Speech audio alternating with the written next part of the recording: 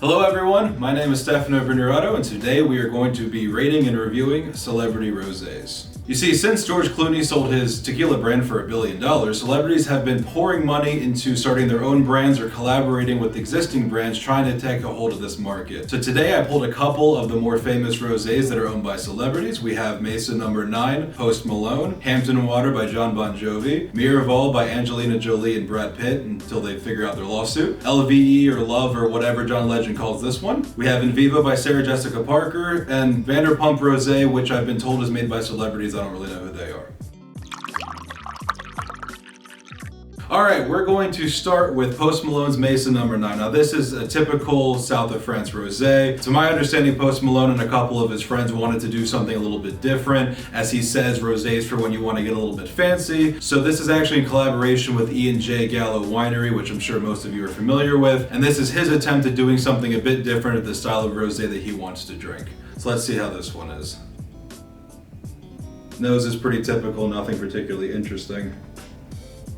Like most rosés, the initial flavor is not too astounding. There's a little bit of a crisp finish on it and not too much of an alcohol burn that I think is kind of a typical style for a rosé. You want it to be easy drinking, nice wine to have on the patio. Now, if we're going on the tier list, I don't want to say this is great, but it's really not that bad. I kind of expected something from Post Malone to be a little bit less cultured, if you will. I think we're going to put this over in the B tier. We'll go B tier for Post Malone's Mesa No. 9, which is not too bad. We'll see how the rest fare.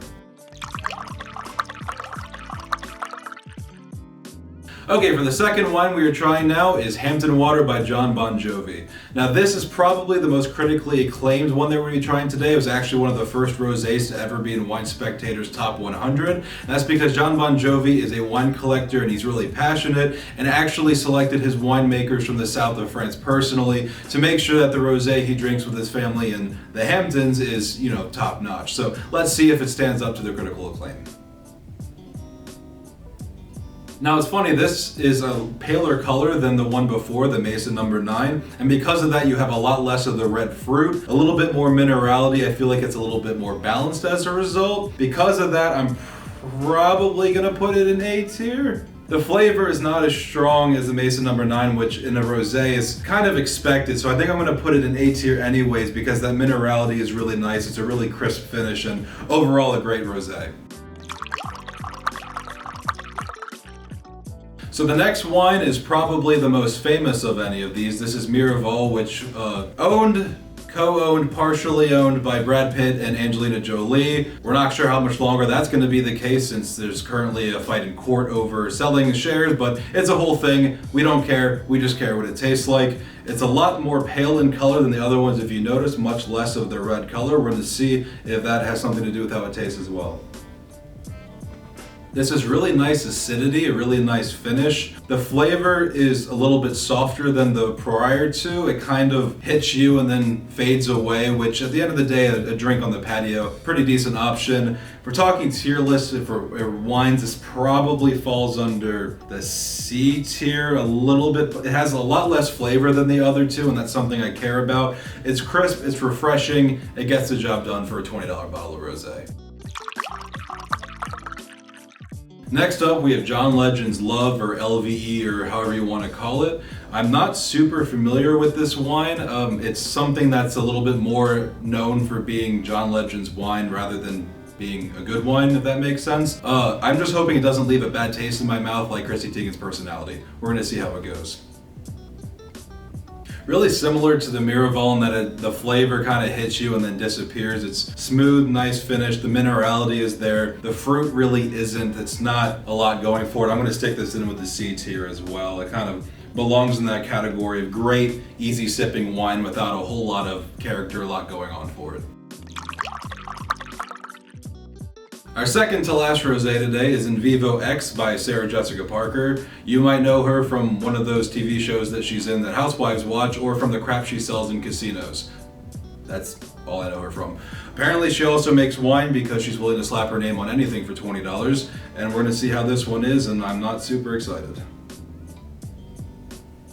Actually, it's really not that bad. It's a little bit pale in color, but you get a lot of nice citrus flavors in it. You got a little bit of stone fruit, some minerality. It punches a little bit higher than you'd expect based on the way it looks, and a little bit better showing than the last two, actually. I think we're going to put this has to be B tier along with Post Malone, I think. We're going to have to put it in there because it definitely actually makes a decent effort of putting together some flavor along with some drinkability, and I'm assuming that's whoever actually made this wine's responsibility and not Sarah Jessica Parker. She probably doesn't even know that she owns this wine.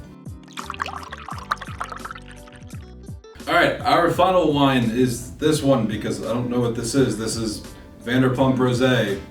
They're apparently celebrities. It's from the south of France, apparently. I don't know who they are. We'll see how this one is. It tastes like wine. And that's about all I can say for that. Not the best effort. I assume this is a cash grab from someone from a TV show. Is that what it is? Is it from a TV? Cash grab from a TV show. That's going D tier. That D tier. So, closing thoughts. As I kind of expected before starting this, the Hampton water was clearly the best. It's the only thing that made it into the A tier.